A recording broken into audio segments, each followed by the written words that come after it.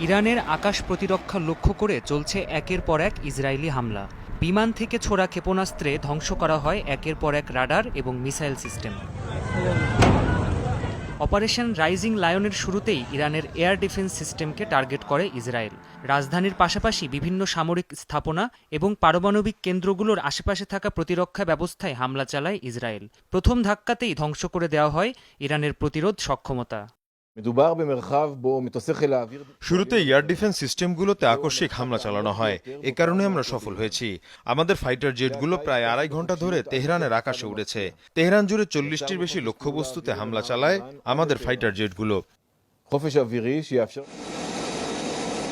আন্তর্জাতিক বিভিন্ন গণমাধ্যম বলছে, এই অবস্থায় ইসরায়েলি হামলা ঠেকাতে অনেকটাই দুর্বল হয়ে পড়েছে ইরান। তেল আবিবের দাবি, ইরানের যে কোনো স্থানে এখন হামলা চালানোর সক্ষমতা রাখে আইডিএফ।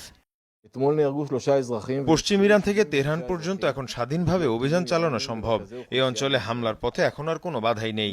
ইরানের আকাশে এখন কোনো বাধা ছাড়াই যুদ্ধবিমানগুলো উঠতে পারছে। একই সাথে আকাশপথে শত্রুদের উপর নজর রাখছে ড্রোন।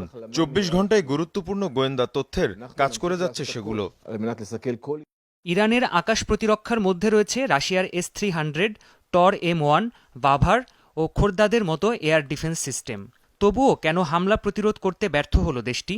বিশেষজ্ঞরা বলছেন, ইরানের এসব আকাশ প্রতিরক্ষা ব্যবস্থার রেঞ্জ সর্বোচ্চ 300 কিলোমিটার। ইসরায়েল আরও বেশি দূরপাল্লার মিসাইল দিয়ে আকস্মিক হামলা চালায়। একই সাথে প্রতিরক্ষা কার্যক্রমের বিষয়ে সঠিক গোয়েন্দা তথ্য ইসরায়েলকে আরও বেশি সহায়তা করে। প্রাণপ্রতিম